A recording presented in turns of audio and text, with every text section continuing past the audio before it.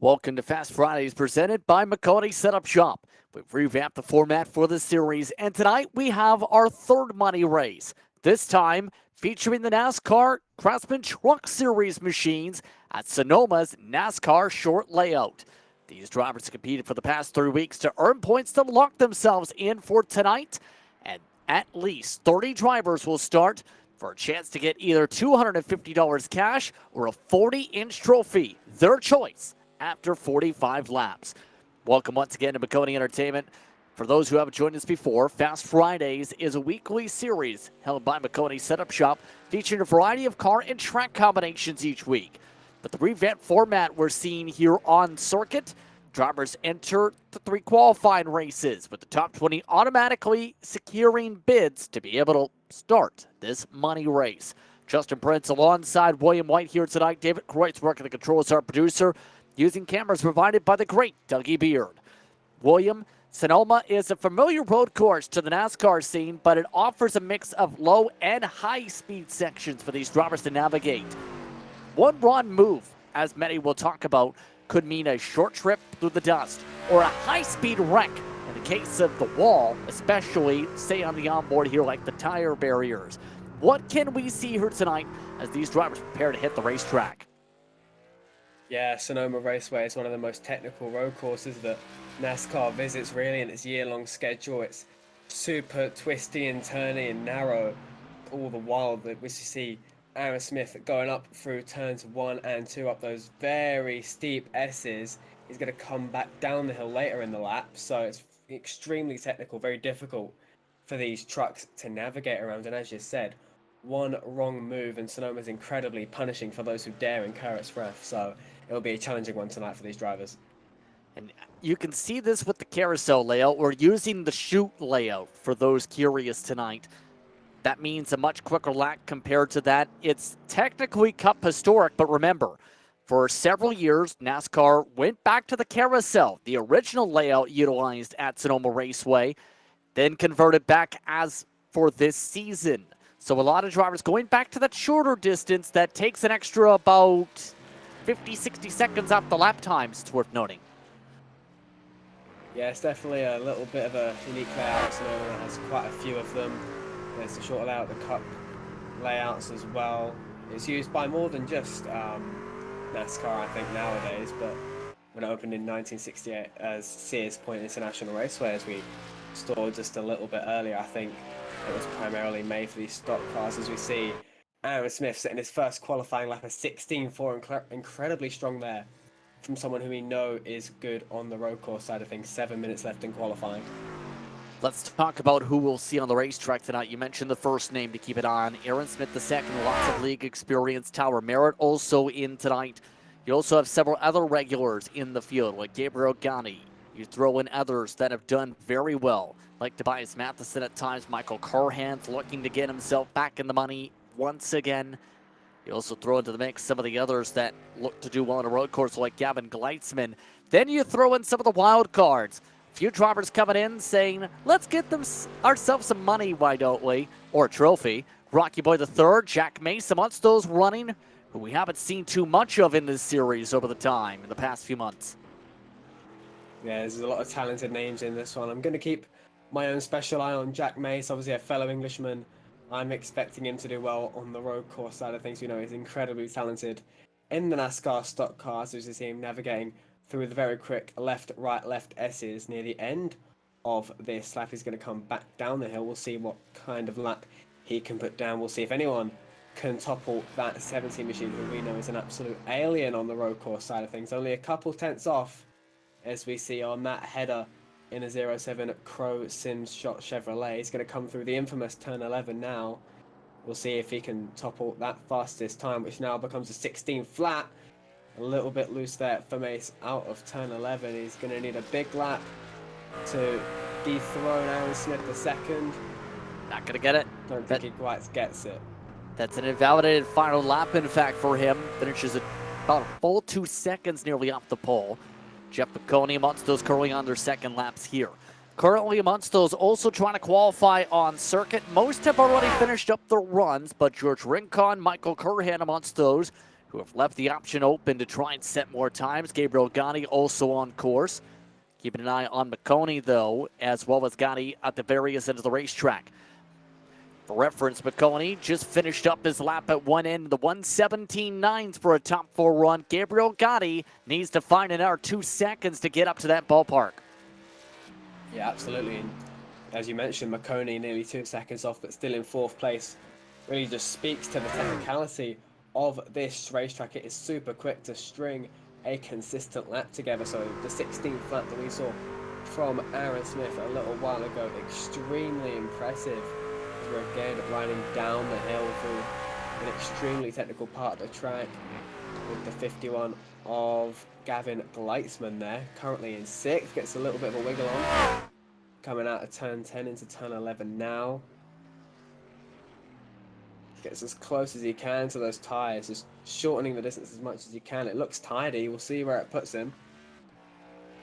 He was second quickest in practice, but still a second off Aaron Smith's pace previous. It's a 1:18.1 at top 5 in qualifying for one of the Zeems drivers, Gavin Gleitzman, putting up some speed.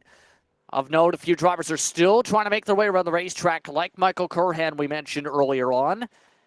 Looks like he has managed to potentially mix 2 paint schemes, because you may notice that is, I think that's supposed to be a Dallas Stars paint scheme, but has somehow left a matte paint for another scheme on, so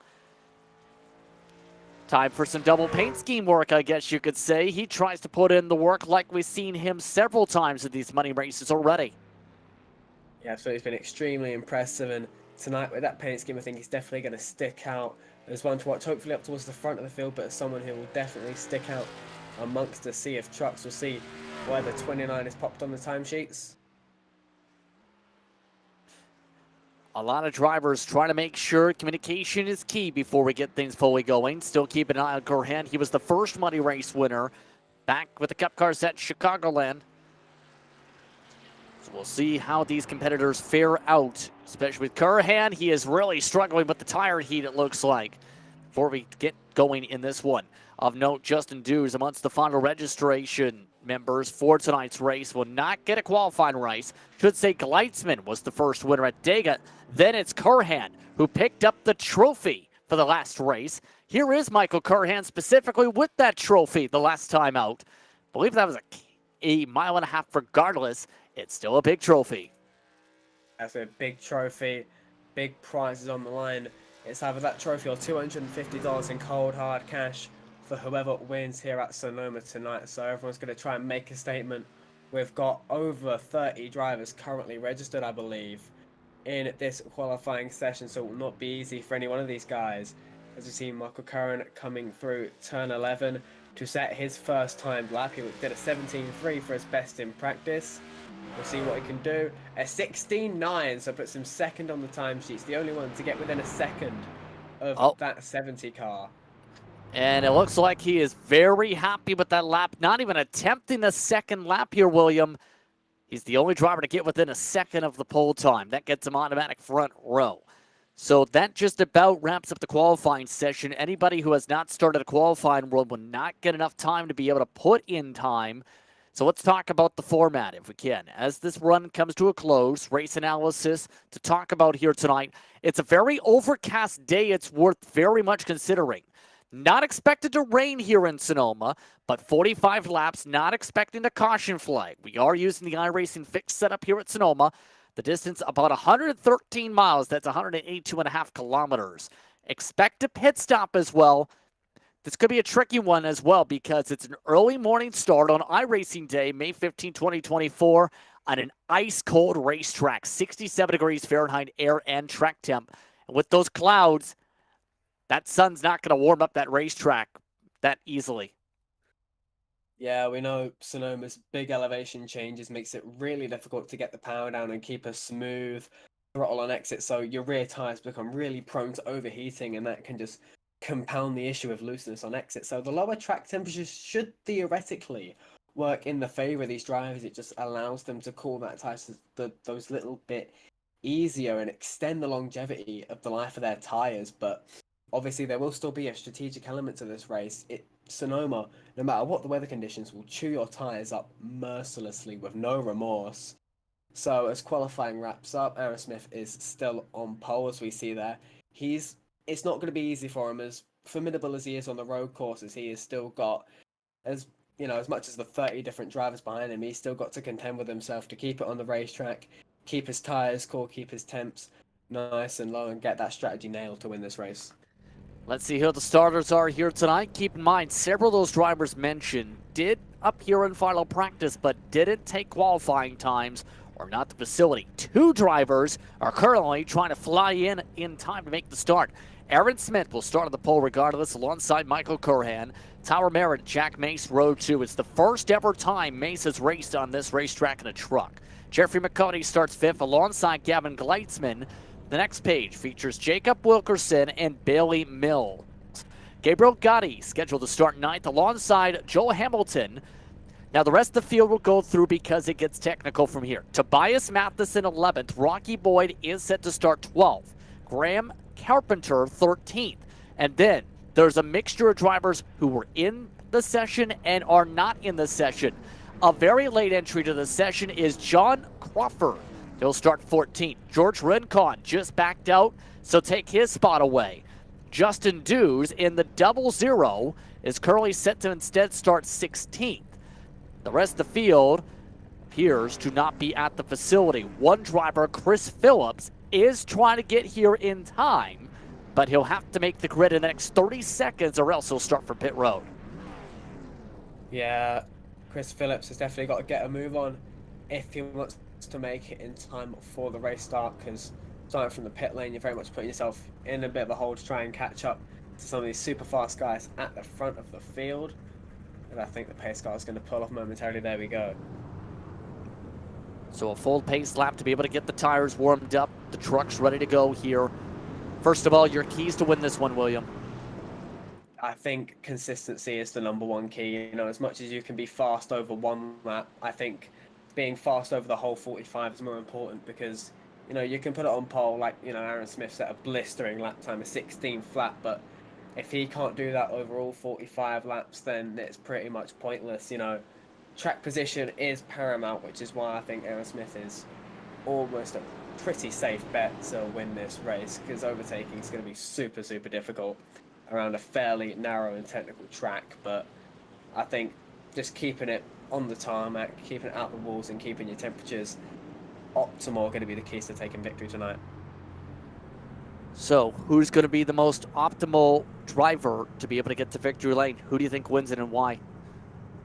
I think it's hard to overlook someone like Aaron Smith. We saw him clear the whole field by nearly a second in qualifying, and we've seen him on the road courses before. He is super, super consistent. The man in the yellow car is going to be the one to beat tonight, I think. See how tonight plays out here at Sonoma. Still half a lap to be able to pace before we get going. Have received one note, though. There is one driver already reporting technical issues. Jack Mace in row 2 is saying there's the potential of a gearing issue. We'll have to keep an eye on that one at the start. Apparently, there is the potential of that issue. He's already told the field. For reference, last night on iRacing social media platforms, one driver lost their gear and caused a big one. And already we're slamming before we even get to the start box. Now the field gets itself bundled up. Here we go. Fast Fridays presented by Maconi Setup Shop. All set to go from Sonoma. Green flag is out. We're underway from the wine country of California, and we're crashing. And already 2-3 drivers in the wall. This being a road course, no caution being thrown. That's Joel Hamilton involved. Justin Dews getting collected to the back. The rest of the field, 2x2. Yeah, super unfortunate there at the start. Joel Hamilton, I think, has just pulled off. But Aaron Smith, the second, is still in the lead. Curran takes a look, but to no avail. Aaron Smith now clear in the lead. He's going to try and run away. He's actually got a little scratch on the right side of that 70 truck, so definitely hasn't gotten away cleanly and without a challenge, but he's already started to get the chasing hand as we head through the S's for the first time. Clean start indeed, already up by more than a second. Third place Merritt. getting very ugly. That's Merritt nearly into the side of two drivers. Mace and Gleitzman zip bomb by to the inside to the S's. And already mistakes are building up in early. Yeah, it's a little excursion through the dirt there for Tyler Merritt. He's going to send it on Gavin Gleitzman. Almost sends it too hard, does send it too hard. Almost hits the 51. The 51's going to get that crossover done. Maconi's going to have a look. They're side by side now for P5 and 6. Gleitzman putting the pressure on the Englishman Jack Mace in the 07. Mace manages to hang on to third place for the time being. We see back there Merritt does hold on to fifth place ahead of the 03 there of Jeff Maconi, looking back now from the Team Conti machine of Jack Mace. The youngster Jack Mace ended up running decently when it came to second split RTP before the craziness broke out. For reference, that was on FDN last night. He was amongst those who finished in 32nd after 4 wide down the front straightaway. Just so happened to not work. Funnily how that works, especially when apparently one driver turned left down a straightaway. Yeah, I did see that on Jack Mace's X page. We saw him get right reared down the front straight at Richmond. I think it pretty much all splits in the eNASCAR Road to Pro qualifying series last night. That was round 4 at Richmond. I think it was carnage in pretty much every split. I was in 6th split, I believe that was no different. I think Jack, a couple splits higher than me, probably had just as much carnage. We saw a lot of tweets about it last night. As Maconi goes to the parking lot, that's going to lose him a lot of spots, first of all. Second, as Maconi gets gathered back up here in front of Rocky Boyd. Just out of curiosity, what's your I rating again? Well, before Richmond, it was 53.99. It's now 5,300 on the dot. On the open side. Wow, that's a big shuffle over the years to 6th split. That was 13th split last year. By the way, Gleitzman already trying to pass by Mace. They nearly smacked the wall in the short chute. Yeah, big fight going on all the way through the field. Aaron Smith now pulled out a gap of over 2 seconds. That's at the end of the last lap over Michael Curran, but Jack Mace, Gavin Gleitzman very much going at it as we ride on board with the 51. We see the gaps in leader almost 5 seconds, but Gavin not really concerned about what Aaron Smith is doing. He's more concerned about getting rid of the British number 07 out of his windshield. He wants to see maybe can he send it on Jack through turn 11. Not this time, he's going to back out. He's still got a long race left to go to see if he can make that all decisive move for the final podium spot. Yeah, this is going to be a difficult spot to be able to try and make passes. One of your best spots, yes.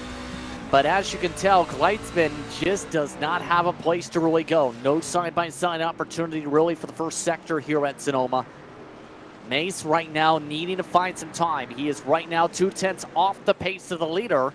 Aaron Smith up by 2 seconds. These drivers still 5 seconds back for the money. Yeah, absolutely. Aaron Smith putting on a clinic thus far as we approach the 1/10 distance point of this race. We see him coming through turns 4A and 4B, I believe that is, into the technical SS section towards the end of the circuit. Putting on a masterful performance as we see the chasing pack cycling through. That's Michael Curran. Just at the top of your picture there in second place, we saw Mace and Gleitzman fighting for the final podium spot just a few seconds ago, but all the while, Aaron Smith the second leading comfortably. Others like Rocky Boyd the third, also amongst that group of drivers we talked about with the Road to Pro experience last night. It's been an interesting time with Rocky Boyd. He had a double header of racing at Richmond, in fact. Didn't do the greatest with what happened with the chaos at Richmond in RTP, 16th there.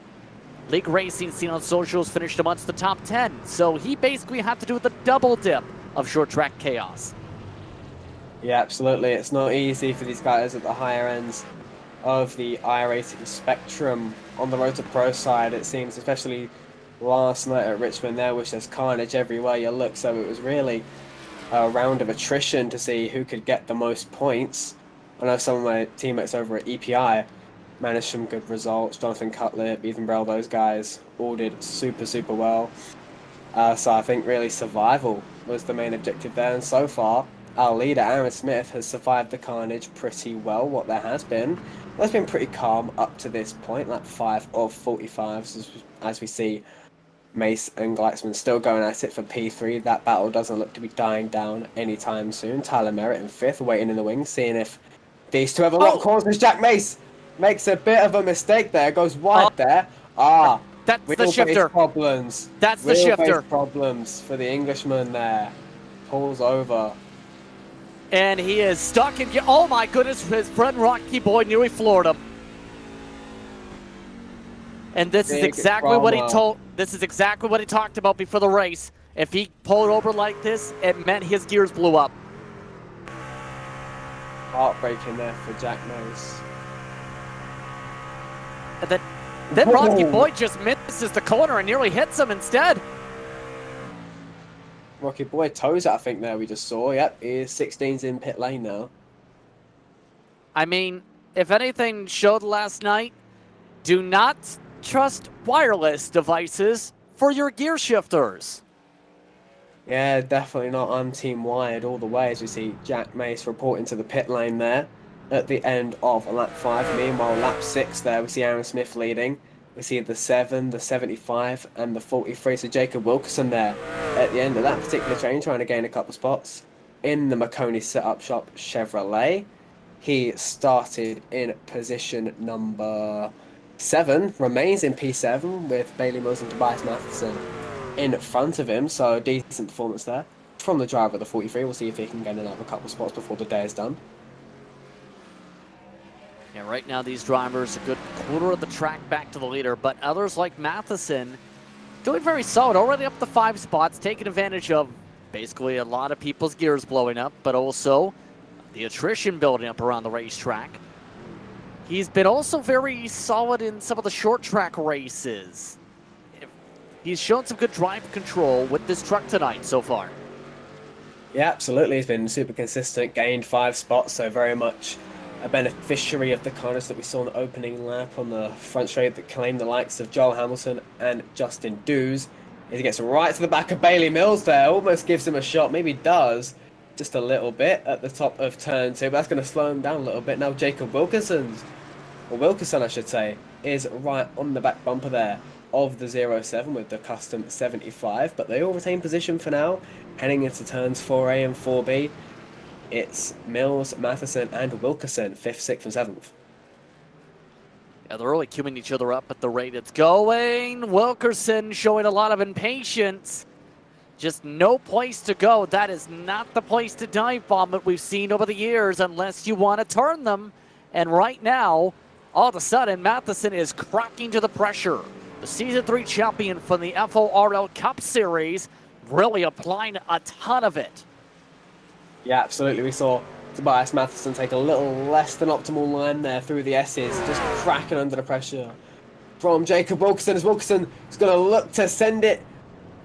No dice that time into turn 11. He's really pushing though. You see the back end kicking out on that Chevrolet on the exit of every corner, it looks like, in that 43 car. He is pushing like an absolute animal to try and get past Tobias Matheson, but no dice at the minute. Matheson remains in P6. Bailey Mills enjoying every bit of that scrap, able to eke out a gap just a little bit to retain P5. Now these two apparently have raced against each other per the intel because, hold on one second, Wilkerson nearly said no longer racing tonight. He nearly hits the tire barrier. He was fully yawned out 45 degrees to the right. Yeah, that's one of those pressure points there. As you come over the crest of the hill, the truck loves to get really unsettled there at the back end, and Jacob Wilkerson almost felt the brunt of it. Almost goes around again there coming into the S's. He's heated those rear tyres up, like I mentioned. In the pre-race, he's drifting again through the S's. Not ideal for the 43. Just needs to recuperate now. Get those tyres back to working temperature and get back at it. Meanwhile, we're looking back here on board towards the Jeff Maconi machine. So that is, who's that working on from the back from? Gabriel Gatti there in the 12 machine with the 03 looking behind. Through to 11, Gatti almost loops it. Maconi sees the opportunity, seizes it. He's up to 8th. Yeah, the main trend I'm noticing here, I'm not sure if you noticed this too, William, is everybody's frying the rear tires. Wilkerson and Gaddy are the worst offenders of the rear tire burnout. They're absolutely drifting around here. And I don't know about you, but I don't know if they're going to be able to make it to the pit stops with some of these loose conditions here. We're at lap 9, and these drivers are drifting like they're on dirt.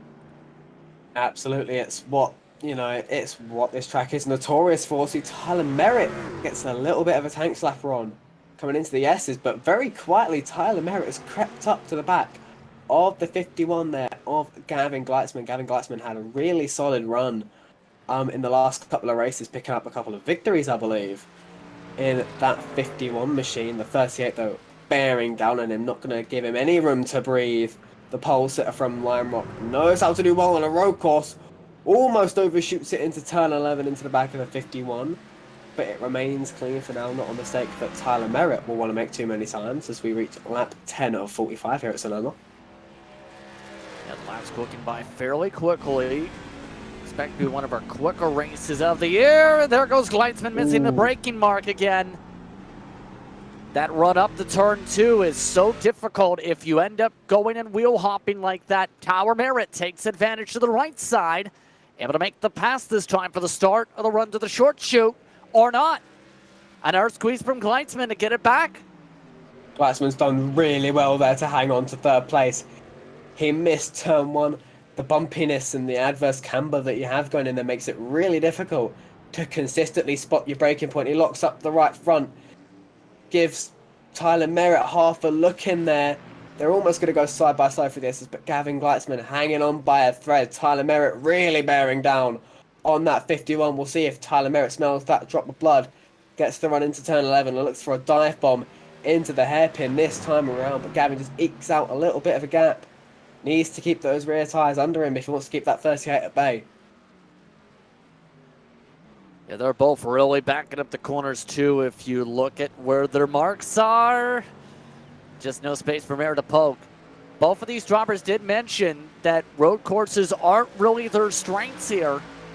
They're doing solid for the top 5, but they are barely holding on. There's the brake mark.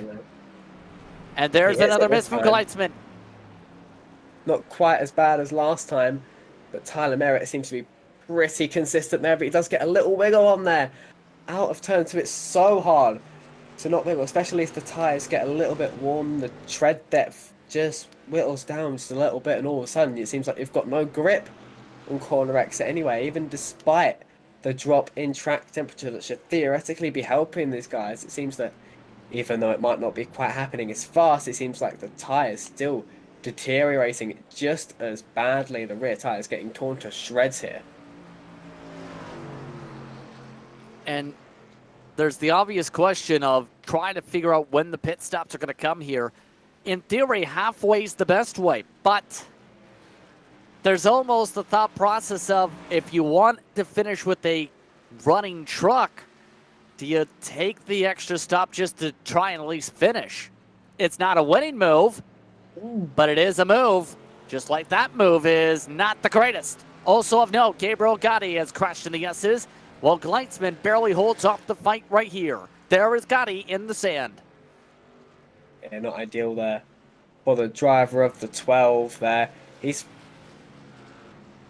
is going the right direction there. Sonoma's S's make it seem like that somewhere is the wrong way. As we see Gabriel Gotti just going around there.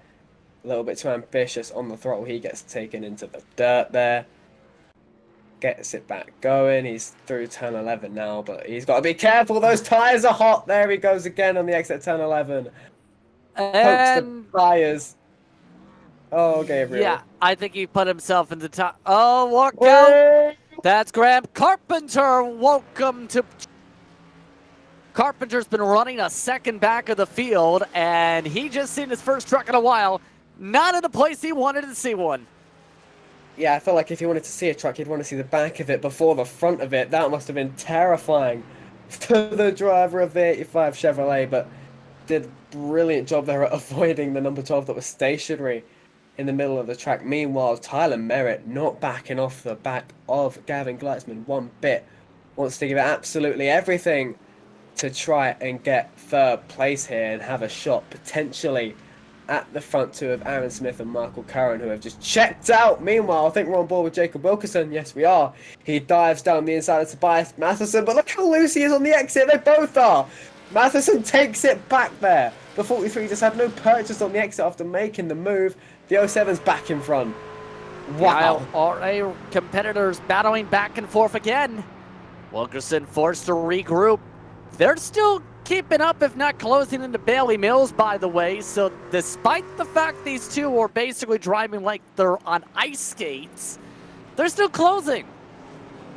Absolutely. It's difficult for everyone. So even if you see these guys fighting side by side, getting all sideways, the guy in front is probably doing the same thing. Bailey Mills still again a slight wiggle out of turn 4A. But look who's joined the fight now. Jeff Maconi in the 03, while these three have been kind of skating their way around the track. We haven't seen much wiggling from Jeff Maconi. He seems to be taking care of his rears rather nicely, and he's caught up to this little 3-car tandem of Mills, Matheson, and the 43 of Jacob Wilkerson. So Jeff Maconi looking to make a few decisions here, maybe before the first and only pit stop cycle of the night. Yeah, he's setting his personal best lap times right now. Everybody else set their fastest lap times at the start. He is in the ballpark pace-wise as Smith and Curhan. And it looks like one spot opens its way quickly. Maconi takes 7th and easily.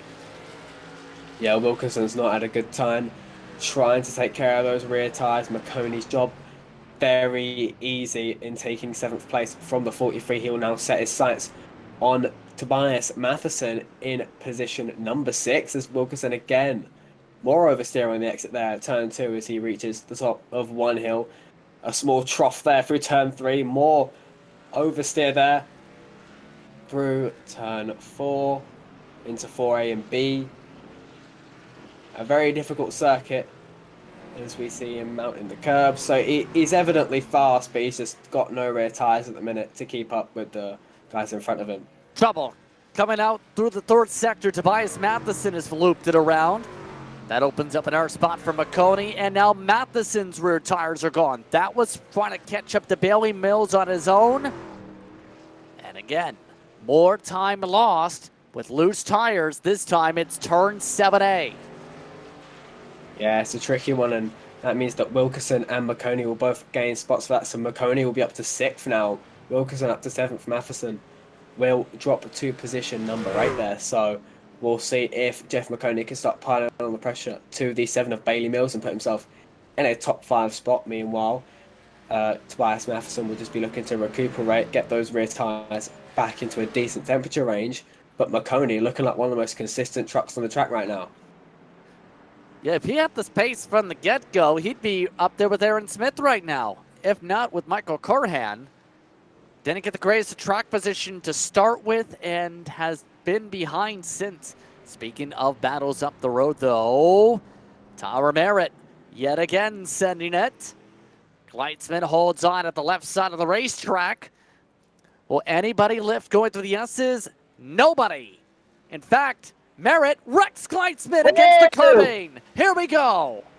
Gleitzman's around. Merritt going to take 3rd place. They almost make contact again. Neither of them wanted to concede. And it's Gavin Gleitzman who pays the price. He's down to 4th. Tyler Merritt will inherit P3 with a controversial bit of racing there. Meanwhile, behind them, that's Mills and Maconi, 5th and 6th. Does Maconi look to make a bonsai move into turn 11? Not this time. But no doubt, Maconi smelling the drops of blood there from the 7 machine as we see. That's the 51 at the front of your picture, Gavin Gleitzman, losing a place there after contact with Tyler Merritt. Yeah, they lost at least 7 seconds apiece because of that contact. And now Maconi has a true shot to at least get in the top 3, maybe by pit stops, the rate it's going. How does Bailey Mills play this, though? Outside of... a little blink. Yeah. Yeah, let's not do that. Keep your internet alive first, Bailey. Make sure that internet's working nicely before anything else. I think Bailey Mills has to get a little bit defensive here. Hopefully keep in front of Jeff Maconi before the pit stop cycle start, but it's not going to be easy. We saw Maconi get a brilliant exit there out of 4A. Bit of a mistake there. Goes a bit deep there. Does Bailey Mills into 4B through the S's now. He just has to keep it nice and clean. Get a good run. As you see Maconi bearing down on the 7, waiting for a mistake out of Bailey Mills. I think ultimately Bailey Mills just has to make sure that in those hot spots for overtaking, turn 11, turns 4A as well, he needs to make sure that he's got a decent gap to Jeff Maconi at least those points in the lap to make sure that he's not susceptible to being overtaken there. But we see just how much he gains through turn 11 with that better rear tyre grip that Maconi evidently has at the minute. He's right on the back of the 7 now. Just continuing to remain patient, though. Wait for a hole. No major holes opening up. They are keeping up near the same pace with Gleitzman. Just no place to poke. So if you're in Maconi's case and you know you're quicker, but you have somebody who is holding up in all of the passing spots, what do you do? If I'm Jeffrey Maconi, knowing how well I've taken care of my tyres compared to most of the rest of the field, assuming most of the field is going to pit at or around the halfway point, so that would be the end of lap 23, I believe, if my maths is right. If I'm Jeff Maconi, I'm looking at pitting maybe now if you're really ambitious, because no doubt the 7's holding him up. He's going to be losing valuable time behind the 7 of Bailey Mills. Maybe clean air is just what the 03 needs, but if not, I'm definitely considering pitting. If not now, within the next couple of laps, just to get some clean air, get a bit of an undercut tyre advantage, set some qualifying laps, and maybe he'll find himself ahead of the 7 without actually having to pass him on the racetrack. That's an idea with how things are looking here. For most of the field, in fact, the entire field, except for your race leaders, the fall-off already is up to 3 seconds. Here comes the chance for Maconi. He's showing the nose. Does Mills elect to let him go? It looks like the answer is yes. So Bailey Mills out of the top 5. Jeff Maconi gains the spot. Next up is Gavin Gleitzman in the order. Back to the tire thought, though. Aaron Smith II and Michael Curhan have been flying. And now Tobias Matheson says, it's time for new rubber for myself. Yeah, absolutely. That little spin that he had earlier in the race a few laps ago will not have done his Goodyears any good at all, as he now takes to the services of his pit crew for the 07 machine with the 75 custom number on it. As we see Aaron Smith in the lead of this race, he starts lap number 19. He'll be looking to pit, I imagine, within the next handful of laps as we come towards the halfway point. But we'll see how that strategy develops. Obviously, Michael Curran might not want to do the exact same thing as Aaron Smith. He might look for an undercut to try and derail Aaron Smith's mission for victory in his pursuit for one of either $250 or a 3.5 foot tall trophy. Both amazing prices, and regardless of which prize they pick, their names will be etched into Fast Friday's history regardless. A lot of slipping and sliding from Curhan here. Curhan slightly quicker at the end of this run by half a tenth a lap as of late. Here's the thing, he's 4 seconds behind the leader on Aaron Smith. This is a big difference on the track, to say the least.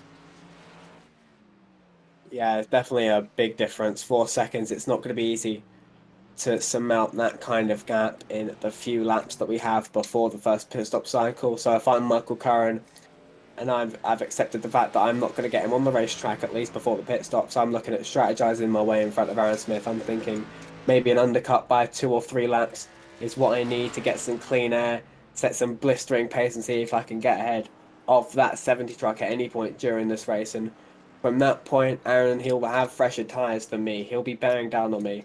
He's got to soak up the pressure, keep the rears under me, get defensive, and I think that's Michael Curran's best shot of victory tonight. 25 laps to go at the stripe. For those just tuning in, Fast Fridays continuing on here, presented by Maconi Setup Shop. So far, Aaron Smith II's led the entire way in what's been a dominant performance. Tonight's action brought to you by Maconi Setup Shop, the home for setups, paint schemes, coaching, broadcasting, event promotion, and more on the iRacing service. Subscriptions available as low as $8 a month. Once again, Maconi Setup Shop, the official setup shop of eNASCAR, series sponsor of the NASCAR C-Fix Series, and more. To learn more about this series, Go to MaconiSetupShop.com/Fast Fridays to earn points towards the monthly money race. That monthly money race continuing with Aaron Smith II nearly halfway to the bank. Right now, Curhan has is chipping away slowly but surely, but Aaron Smith II. But the experience showcasing why he was a favorite the second he entered the racetrack's front doors and front gates. Yeah, absolutely. We know how clinical Aaron Smith II can be at these road courses, and he's showing it again tonight.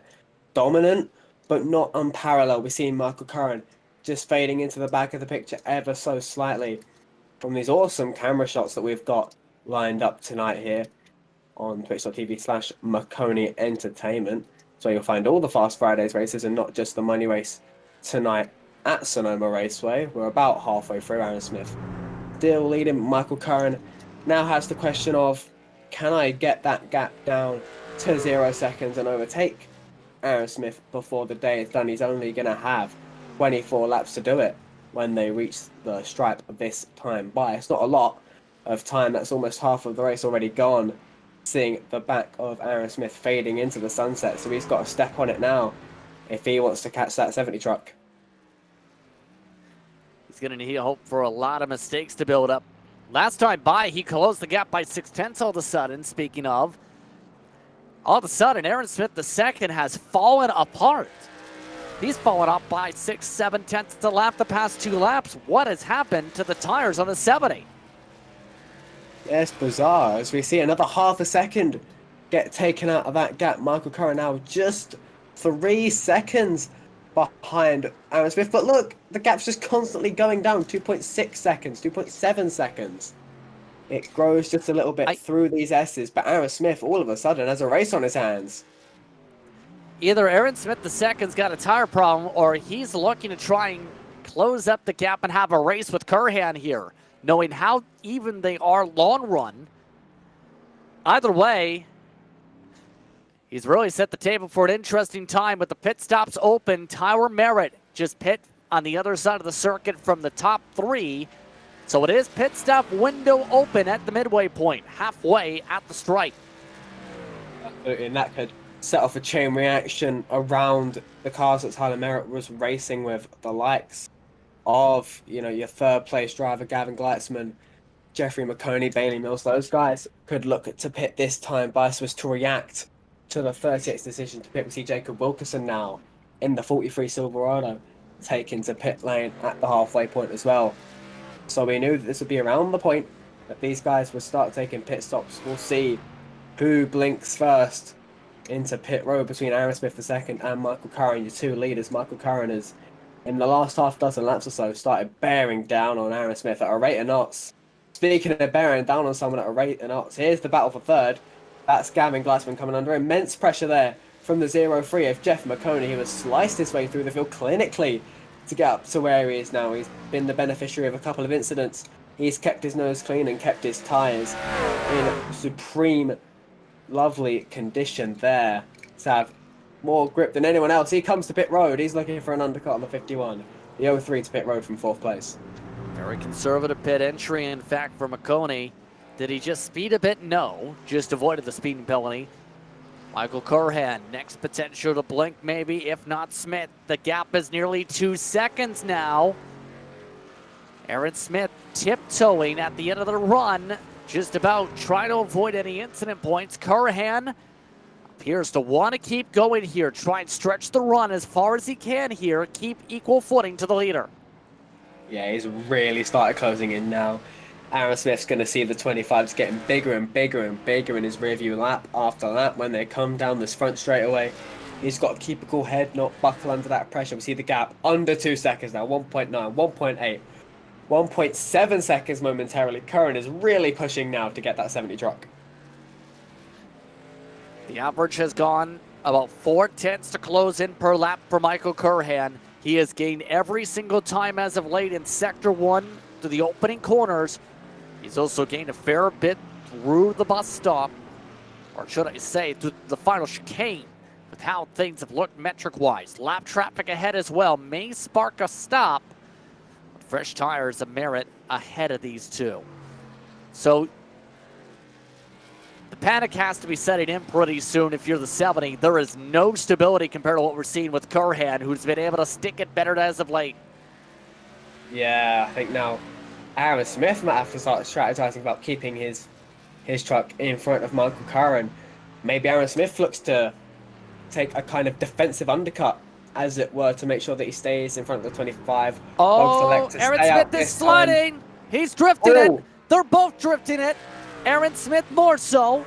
Curhan gains another 3/10 from the slide with 21 laps to go. All of a sudden, Curhan, ding, ding, ding. It's time to battle. 1 second the gap. Bailey Mills completes his pit stop. They zip on by him to lap. Curhan right in the midst of getting to the back bumper. Look at how he just bore down there on the 70 truck through that first S's section. We saw how physically larger the 25 truck got as we rode on board from the deck lid of the 70 machine. I'm thinking Aaron Smith might look to pit this time to not lose any time fighting Michael Curran and instead choose to have the fresher tyres earlier so we can pull away again and see if he can have a bit more of a shorter last run and maybe not find himself in a similar situation like that with 1 or 2 laps to go, because Michael Curran at this point in the race is absolutely flying at the end of the long runs. Aaron Smith seemed untouchable earlier in the race, but all of a sudden he seems like a mortal again because Michael Curran is bearing down on him. He smells the drops of blood. He wants to get past that 70 truck as quickly as possible. 20 laps to go when they get to the stripe. It's a ticking time bomb now. Both of them coming in and match. Oh, and Aaron Smith, there he crashes it. Curhan gets a better run to the pit entry, dead even nearly. And now all of a sudden the difference is only about a truck length before the pit stalls. This is going to be close. Yeah, it's all down to the respective virtual pit crews now. Who can get out of pit lane the fastest? They might be side by side coming out of the pit lane. Neither of them got a black flag for speeding, so both of them maximising their pit entry as much as they could. They enter the first 2 pit stalls now, almost at the exact same time. We'll see who gets out first in the race off pit road for the net lead here in Sonoma. Right now, the net difference looking to be nearly a second. Yes, it will be. Aaron Smith out first. Already to the gas. Michael Curhan loses a touch bit of time on the exit. Both of them get the good exit, though. With 20 laps to go, Aaron Smith holds on to the lead. Gavin Gleitzman, expect him to pit in the next few laps as well. He has yet to take service, but is not even in front of these two. That's how big the difference is for the top 2. Tobias Matheson, in turn, takes the short chute and takes the elevation to get out of the way instead of staying on the track. Yeah, takes the long way around the short chute there to make sure that he is nicely out of the way of the 70 and the 25. Very courteous there from Tobias there. It's what we like to see. But the battle for the lead is now going to start really heating up. We'll see if Aaron Smith has that early run pace that we saw him blitz away from the field by north of 5 seconds at the beginning of this race. We'll see if Michael Curran has anything to try and get past Aaron early in the run, or whether he's going to hang back and catch him with just a handful of laps to go like he did in that last run. Aaron Smith was dominant for so long, as we see Mills and Wilkerson going at it there for P6, just a handful of cents between those two. So battles all over the track, really heating up now, less than 20 to go. These two already have completed their stops. Somebody should tell Wilkerson the right rear tire does wear again. Yeah, he's got to be careful with that right foot. There's again gets a little wiggle on out of the short chute. He knows he's fast enough to get past Bailey Mills. He just has to be patient now. 19 laps to go, going to be 18 when Aaron Smith crosses the start-finish line. But Bailey Mills coming under some big pressure from Jacob Wilkerson, but I think as long as Mills can stay mistake-free, someone who's made some waves in the Elite Racing League as of late in the ARCA series. We know how good he is on the road courses, evidently. He's fighting with the best of the best here in wine country. As Wilkerson goes for a dive bomb into turn 11. He's going to spin it! The 43's around. He's going to save it, but he's not going to get that position. Mills can breathe for now. And that's a time penalty on top of that, and a meatball. Wilkerson hit one of the tire barriers with the right front tire, and because of that, he'll have to come in and use the faster pair. In fact, he's going to park it. He's done for the night. We see the toe link jutting out there on the 43 on the right front. His suspension, despite a light tap, it just caught him in that right spot to completely obliterate the right front suspension there. As we see the 85 have a little excursion off the track almost there. Keeps it under him. Bailey Mills now going to settle in at position number 6 for the time being. That leaves just 6 trucks, in fact, should stay now in the lead lap, with Mills being the last of those for the time being. So far, he survives what's become a attrition portion of the race. Maconi is in front of him in the top 5. Merritt in 4th on his own. Gleitzman is still yet to pit. These two are still yet to separate. Even bigger, William. If Curhan can find the mid-run speed Smith had to start this race, this could get interesting. Yeah, Aaron Smith seemed almost in a league of his own for the first 15 to 20 laps of this race. Seemed like the money or trophy was all his in that almost, or it has an aura of that 70 truck. When you come to the road courses, you expect him to be up at the front fighting for the big prizes, but all of a sudden he's got a new challenger. Michael Curran in the 25 has found some pace in that Chevrolet, and he's now bearing down on the 70. He's not going to let him have it easily. He's going to put up a fight and make sure that if Aaron Smith does win this race, he's not going to do it without a fight on his hands. Michael Curran is still in 2nd place, but he's not going to take that line down. Still trying to figure out a way to gather back the time. They're about a 1/10 of a second difference between each other on pace for the time being. I'm still keeping an eye on that 51. That's the thing that's bothering me here is Gleitzman is really throwing a Hail Mary back there if we can go back to 3rd, because still no pit stop for him. Merritt and Maconi are about to potentially steal those spots once Gleitzman has to pit, William. There's no way Gleitzman stretches this long on gas. Yeah, it's a very unorthodox strategy we're seeing from the 51 of Gavin Gleitzman, even despite staying out, as we see the deterioration of the grip levels on those tyres. He's wiggling in a straight line. He can barely keep it under him in that 51 machine. So very interesting strategy. No doubt Merritt and Maconi will take it. Maybe Bailey Mills as well, when the 51 inevitably has to pit. You see them at the top of your picture there. They will undoubtedly be bearing down on the 51. Gamma's last lap time at 1:20.9. Tyler Merritt's a 1:18.3, so about 2 and a bit seconds. The difference there between Gavin Gleitzman and the chasing pack behind him. So, yeah, I don't think the strategy is going to quite work out for the 51, but he at least tried something different to see if he could get himself 1st or 2nd, but I don't think it's going to work this time. Or a fun flag, as in, you know, unknown caution. That was a possibility. We didn't get said possibility here tonight, so. And there's no rain on the racetrack, so no rain tires to deal with yet. And there goes the lap truck. That's Graham Carpenter around. That's on his own after bunny hopping the curbing. Able to get back going without impeding the leaders. Yeah, a little mistake there for Graham there, but no damage visibly on the number 85. He keeps that truck moving. He's still in P7, so a solid run there for Graham here at Sonoma. Speaking of solid, while Aaron Smith has been solid and led every lap, it's not been without challenge in these latest parts of the race. Michael Curran has been his biggest challenger thus far in that 25 Dallas Stars machine, but Aaron Smith looks to just be eking out a gap again as he did earlier, 1.6 seconds at the beginning of this current lap, 15 laps to go. Got nearly back to 2 seconds. And this was the thought possibly, Will.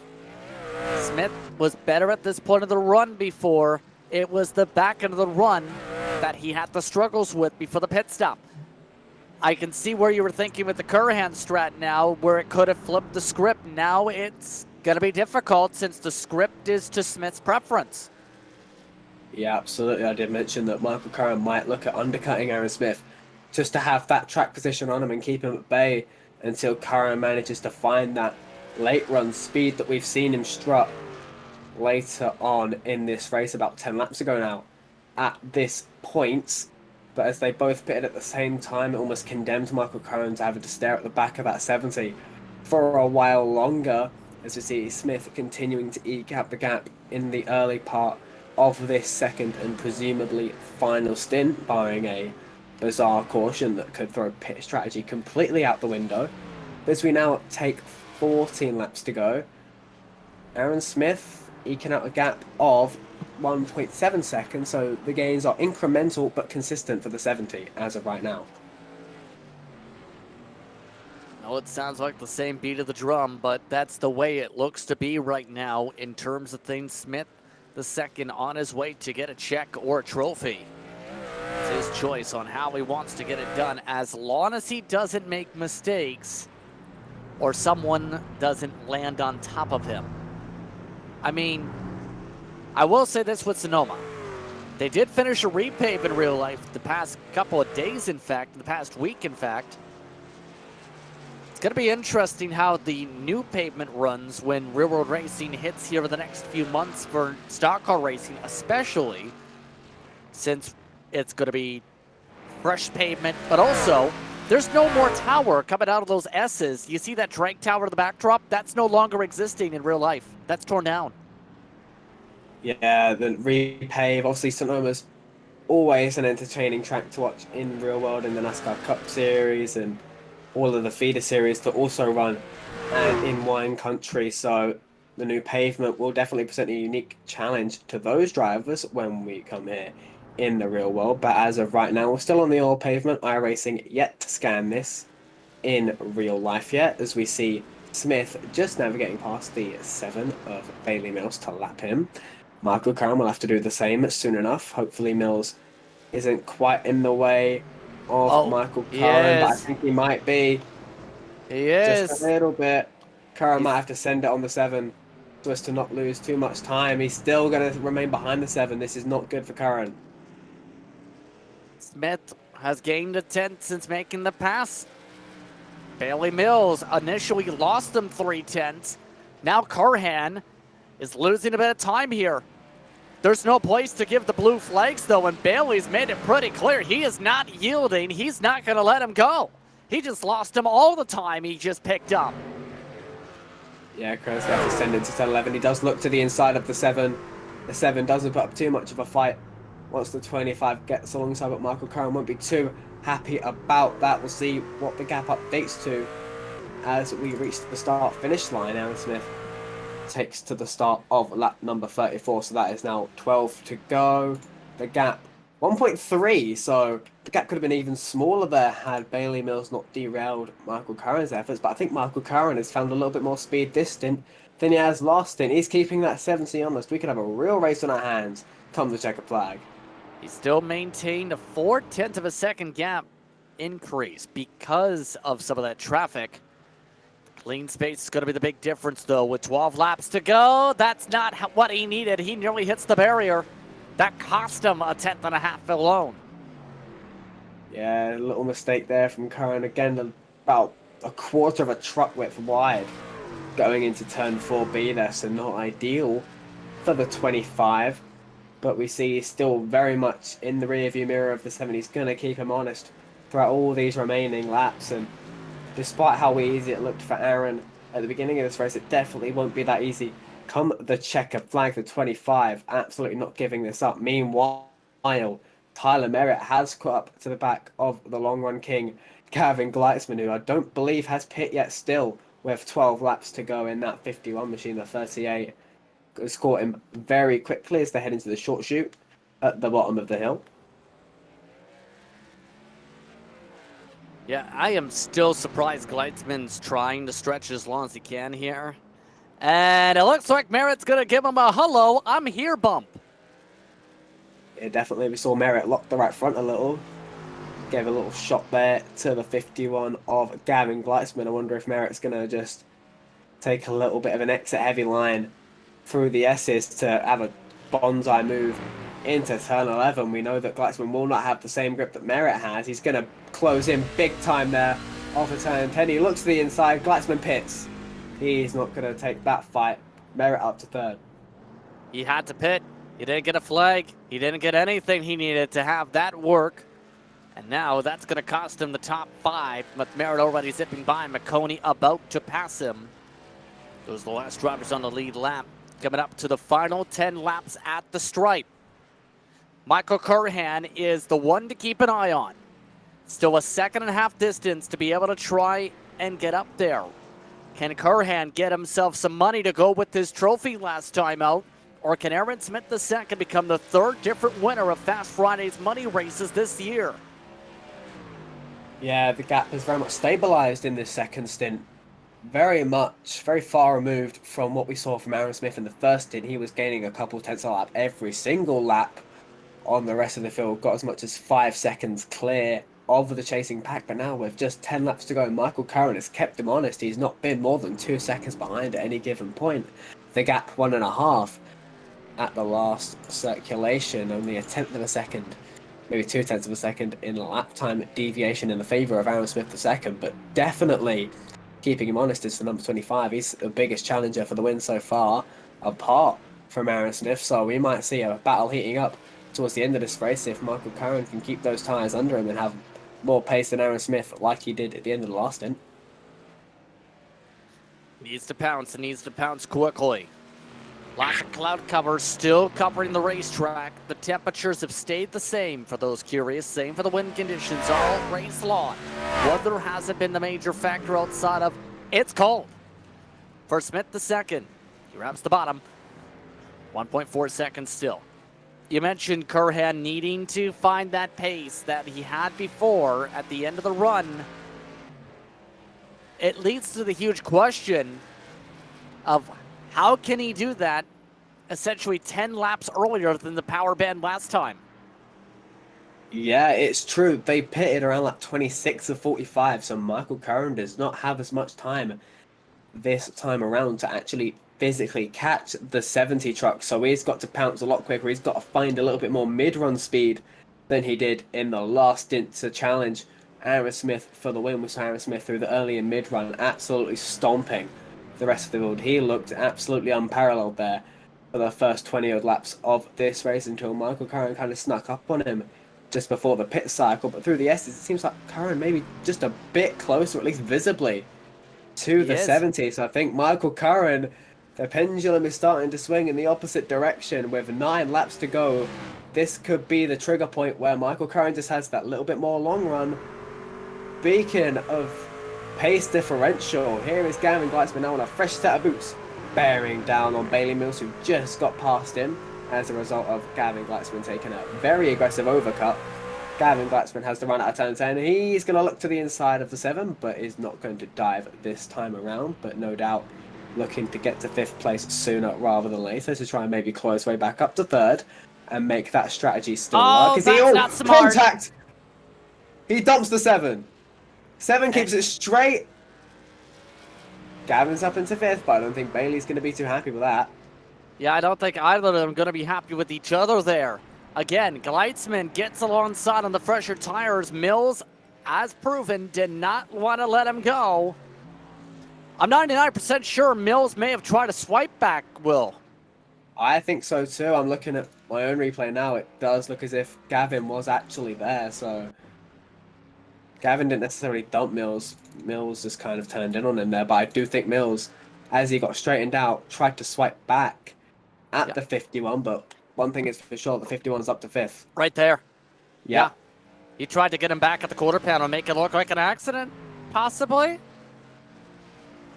I mean, it'd be nicely concealed, if anything, but to no avail. Anyway, he's down to 6th. Gavin Gleitzman inherits the bottom of the top 5 there. He's now going to look to chase after Maconi and Merritt to try and get into 4th, maybe 3rd, but that operation's been slightly derailed after that incident with Bailey Mills.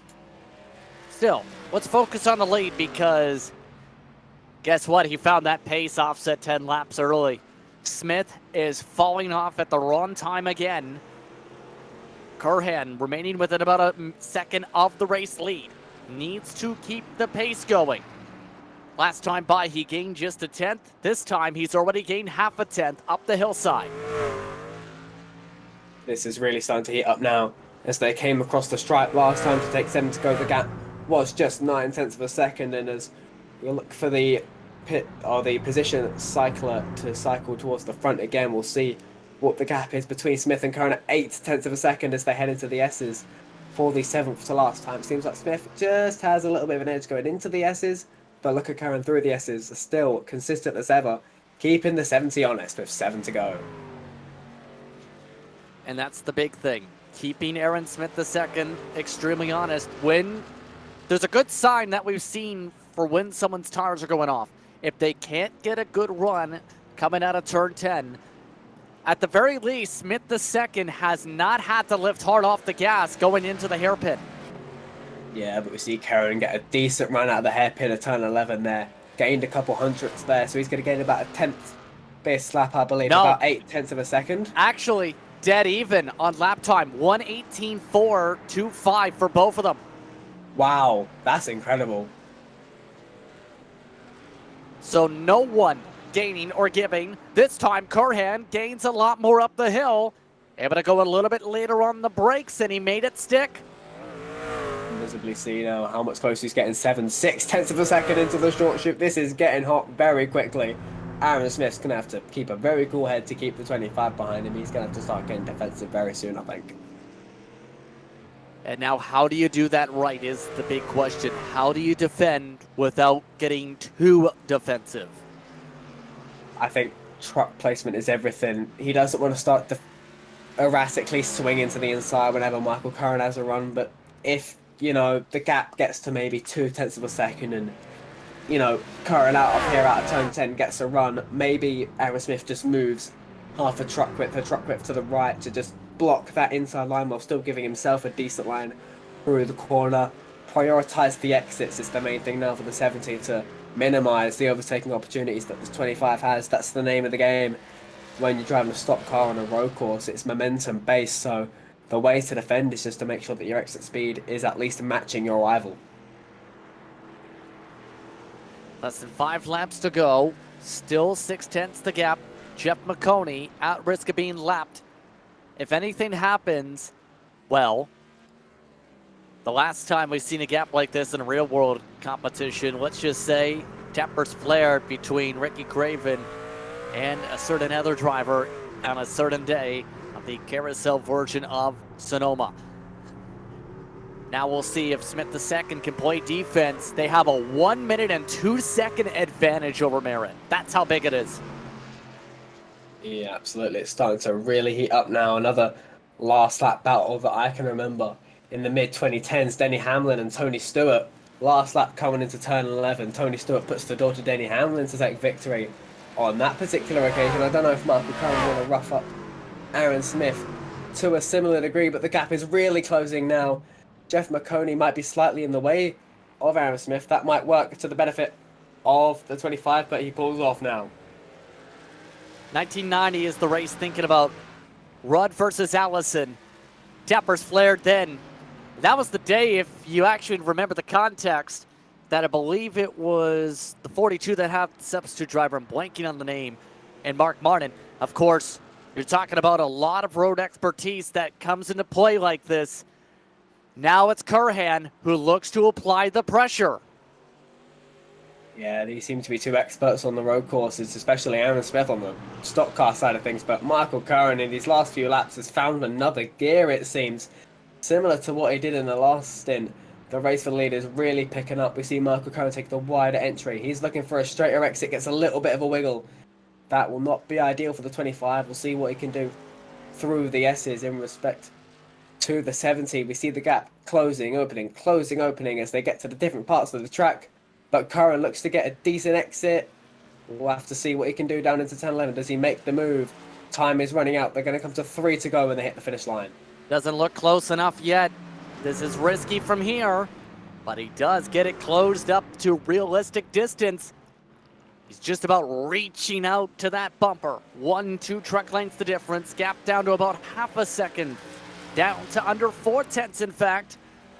Curran has a couple chances at best with how it's looking here. 3 laps to go. He needs to keep up the consistent tempo to provide the pressure he needs to try a pass. Yeah, rhythm is the priority now for both of these drivers. Aaron Smith to try and defend Curran, to try and dethrone the man who has led almost every single lap, if not every single lap, of this race so far. He's gone largely unchallenged up to this point. But Michael Curran now bearing down on the 70. He needs to make a move and fast. These laps ticked by quickly at Sonoma. Sub 80-second lap time. So there's really not a lot of time for Michael Curran to make that all decisive move. Does he use the bumper? Coming to 2 to go into turn 11. It's the prime spot for a bump and run. It's like, I think if you flipped turn 11 at Sonoma twice over itself, you'd have your own little Martinsville. So it's a prime opportunity to try and use that bumper to get past your rival. We'll have to wait and see how Curran moves into turn 11 this time. Still not close enough. Not close enough to reach, not close enough to get alongside, but he is fairly close, a little closer in fact, by about 100. Not going to do it. If he's going to have a shot, he might indeed have to use that bumper with 2 laps to go. Curran later on the drag of the break. Aaron Smith II has the advantage to try and park it up the hillside. Yeah, as we see them come up the hill at the beginning of the lap, seems like Michael Curran really has a big advantage on the centre and exit of most of these corners, which is really kind of your hotspot there. But Aaron Smith has done a brilliant job of making sure that in those overtaken hotspots, turn 4A and turn 11 namely, that he has just enough distance to keep Michael Curran at bay. As we see a little bit of a 4-wheel slide there from the 70, but no harm, no foul. He keeps that gap stable between himself and the 25. This is your focus battle for the last lap and a half of this money race now. $250 or a trophy on the line. So these guys will take no prisoners in pursuing the prize.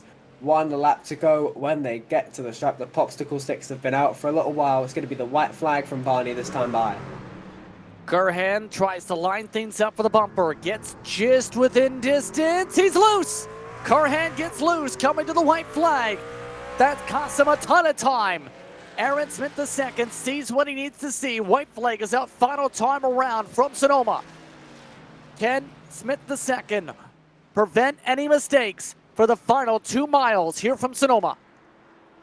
Yeah, he's going to be breathing a big sigh of relief now. Seeing Michael Curran just oversteer a little bit out of turn 11. The rear tyres didn't quite give the driver of the 25 what he needed to make a move into turn 1. Right now, he's going to have to just recuperate and prioritise turn 11 as his absolute last-ditch effort. He's way too far back for turn 4A or turn 4B.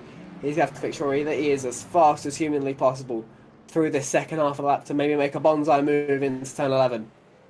Is there going to be a true shot to do that, though? Through the S's, final time around. Curran's gained a ton the last 2 laps whenever he's lost time. He needs to get another truck length if he wants a chance to get to the bumper. Lots of sand kicked up. Smith II gets a good run towards the final corners. He's way too far back. One more chance. Aaron Smith II nearly wheel hops it. Curran, they both drift it. Smith II gets the grip back first, though. Curran can't get there in time. It's Aaron Smith II who wins Fast Fridays from Sonoma. What a race there at the end there. A brilliant performance from both your top 2 finishers there. Aaron Smith going to come out victorious after leading every single lap. A dominant performance, but it didn't go unchallenged there. Michael Curran less than half a second behind at the checkered flag. He put up a fight and a valiant effort there from the 25 to try and take it from the 70, but Aaron Smith held firm all race long, a deserving winner of the money race at Sonoma. So our 3rd different winner of the season for the money races. With it being a road course race, you never knew who was going to break through. Just so happens to be someone who specializes in leagues, but also in special events at road courses like this in stock cars, who gets the job done here tonight. Aaron Smith II going to be rushing quickly for a chance for a burnout here on the cooldown lap. Yeah, definitely not cooling down on the cooldown lap. He's got his foot through the floor still setting those qualifying laps that we saw earlier at pole time still. As much as it was a little bit closer on the racetrack, that pole time that we saw nearly a second clear of everyone else is still incredibly impressive. We're going to see a very impressive burnout here from the 70 truck now. It's burnout time here on Maconi Entertainment. Aaron Smith II picks up the win by just under half a second over Michael Curhan. Tower Merritt, the only other on the lead lap at the time of finish. We'll take a look at the race results and talk with our drivers in just a moment. You're watching Maconi Entertainment from iRacing's virtual Sonoma, California. Racing isn't easy, but experiencing it is. iRacing puts you in the driver's seat with the industry's leading sim racing game. Drive on laser scan replicas of the greatest racing circuits from around the world. Go head-to-head against other drivers chosen by skill-based matchmaking to ensure competitive racing at every level. Compete across all your favorite series. In officially licensed cars, engineered to deliver the most accurate driving experience possible.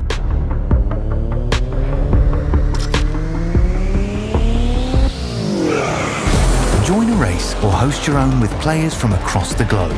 Race against the computer or in a league with friends. Feel the thrill behind the wheel. Visit iRacing.com.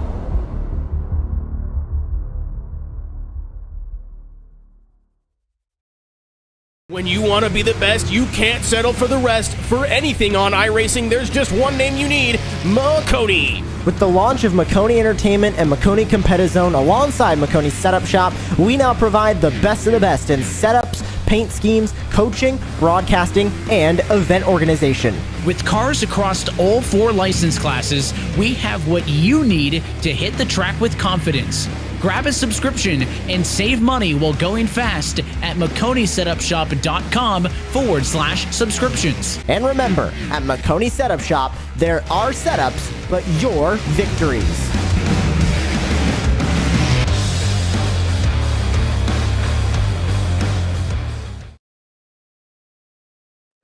Welcome back, everyone, to Maconi Entertainment for post-race coverage for Fast Fridays. Let's take a look at your unofficial race results tonight as Aaron Smith II puts on a dominating run, and he leads just about every single circuit on the way to the W.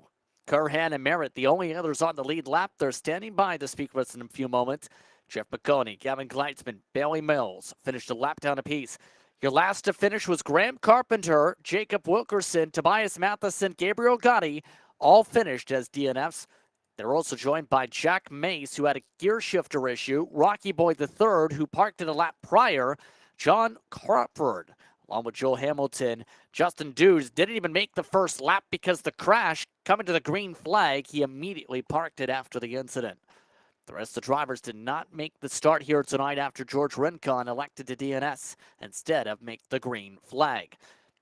Your top 3 runners standing on by. Let's first things first talk with Aaron Smith II. He picks up the victory here tonight. Aaron, welcome to Fast Fridays. Welcome to Victory Lane. How's it feel to either be $250 richer or get a trophy? Your choice. That feels great. That was an awesome race. I'm surprised it was that close, honestly. From the practice times, you wouldn't have expected it, but Michael put on a great race. And he ran me real clean there at the end, and certainly kept me honest. What happened towards the later stages of those runs, whether it was the final 10 laps of run 1, which seen a 4-second gap go to nearly nothing, and the second run where, well, Curhan was right at your tailpipe just about the final 3 laps or so? Yeah, I just completely tore my tires up. Like, I've never been good at that here at Sonoma, but I guess it was just enough. Like, I had the raw pace, but I just couldn't keep the tires under me. And fortunately, I didn't get too loose there in the final corner the same way I did earlier on in the race. But yeah, Michael kept it respectful, and I appreciate that. So the obvious question next up is, are you going to be choosing the money or the trophy, and why? Man, that trophy sounds pretty cool, but I got to go for the money. I've got this thing going on here this coming November with PT Autosport to try to write the next chapter for the Sim to Reality movement. So I'm looking forward to that, and I think that's gas money. That's very helpful to be able to get the $250. You can see why you're swinging for the fences in these types of races. So, who do you want to thank for picking up the $250 in gas money now tonight?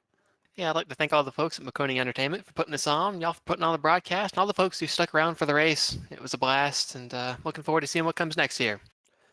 Well, Aaron, congratulations on the victory tonight. Good luck for the rest All right. of the year. Thank you. Aaron Smith II picks up the win here in Fast Fridays. Michael Curhan finishes second. He's with William White. Michael Curran, second place finisher. You got a copy, my friend. Yes, sir, I do. Well, it was an exceptionally valiant performance, albeit you might have only come up one position short of where you might have wanted to be. What would you have picked if you would have taken victory tonight? $250 or that big old trophy? Man, well, as ridiculous as it sounds to have a huge trophy in my room already, yeah, I'd probably take the 250, I guess, to change it up. But good grief, that sounds awfully greedy. Coming into the race, Aaron just obviously had the pace, the raw speed through practice and qualifying. He was miles faster than any of us. So the fact that I was anywhere close to him there at the end, I was kind of surprised by. My only hope was that he would burn off his tires, and it seemed like he did. So that was really my only shot. I just was hoping he would make a mistake, and he never did. He was rock solid. So Yeah, definitely a dominant performance from you both. You both finished, I think, over a minute ahead of the rest of the field. What do you think was that missing piece of the puzzle that could have got you that extra half a second to finish ahead of Aaron tonight? yeah, I think I kind of knew where I went wrong as soon as it happened. I should have pitted a lap earlier than Aaron. I was thinking he was going to pit on the lap I wanted to, but then he stayed out. And I don't know. I just kind of got in between two minds, I suppose. But I should have pitted a lap earlier, and I think that would have put me out in front of him, and hopefully I could have held him off, through the first half of that second run where he was a lot faster than me, and then be able to, perhaps pull away there in the second half of that late run. So yeah, I think my pit strategy just got me one spot short tonight. Yeah, I mean, hindsight's always 2020, I suppose. But who do you want to thank to get that beautiful 2025 truck out onto the podium tonight? Yeah, appreciate it, William. Yeah, I would like to thank my family, my wife, my son, my parents, my friends that are they're always watching and supporting me, for everything that to make me be able to do what I'm doing. They all support all this, and it's very much appreciated. Yeah, I think that's it. Well, awesome. Well, congratulations again on the second place finish. Hopefully, we see you in a few more of these. Yeah, hopefully. Appreciate it, William. Thanks, sir. Michael Curhan finishing in second tonight. Tyler Merritt rounds out the top three. And yes, you made it on the lead lap, Tyler. How does that feel to be in third? It feels good to be in third. I just didn't have the pace that Michael and Will did tonight. I think it was Will. I mean, it was like my Aaron Ike, but I just didn't have the pace that the top two did tonight. How was it with some of these battles, though? Because you had some aggressive fighting with Gleitzman, a couple of the others. How would you describe the fights? The fights were good. It's just I was trying to get past Gleitzman early, just so I could possibly have a chance to run down Michael and Aaron. I just did not have the chance to. They were so much faster than me, but I didn't mean to get in the Gleitzman, but with how hard we've been racing each other with the past 3 races now, I knew it was probably going to come. But I do have to say this race is a lot of fun. So with that being said, still waiting to hear if and when the schedule will be for the next Fast Fridays groupings, but how are you looking about the rest of 2024? I'm looking forward to it. I'm hoping to maybe see the 34 coupes on a short little road course like the Rockingham Road Course, Lime Rock, Iowa, and hoping to see some more road racing because it's been a lot of fun. Anyone want to thank for the race tonight? I want to thank Jeff, of course, my 2 leagues, Triple Bypass Racing and Doto Racing League. I want to thank my esports organization, Wanted Goons, and my team, Full Sun Racing, and I want to thank you guys for the great broadcast like usual. Well, once again, congratulations on the top 3 run tonight, Tyler. All right, I appreciate it. I hope you guys have a good night. That's Tyler Merritt coming away with a top 3 run. I'd like to thank him and the rest of the top 3 for taking the time to speak with us during post-race coverage here on Maconi Entertainment. As the night comes to a close here, Will, your thoughts on this period of Fast Fridays? The first 3 months come to a close with this one. Yeah, it's been an incredibly entertaining season from start to finish, and I think those last battles with Aaron Smith second and Michael Curran really summarized that whole season as a whole. It's just been incredibly tight at the front, at the back, in the mid pack. It's been super fun to watch and call from up in the commentary box with everyone. I'm absolutely gassed to try and see what we can set up for next season of Maconi Fast Fridays. To be able to keep an eye on if and when there's the schedule announcements, be sure to follow along at Maconi Setup Shop on social media to be able to keep an eye on any announcements involving not just the broadcast side, but of course Fast Fridays and upcoming schedules. Now, we'd like to thank tonight's race sponsors, Maconi Setup Shop and Maconi Competitive Zone. Calling the action tonight was myself, Justin Prince, alongside of the booth once more, William White. David Kreutz was producing. Thank you to all our viewers for watching tonight's racing action. We hope you stay tuned to our social media pages for our next Fast Fridays race. And don't forget to tune in each week for the Maconi C-Fix Series SOF race. Once again, that will be on iRacing social media platforms once again each and every Wednesday. This has been a production of Maconi Entertainment. We'll see you at the Checker Flag.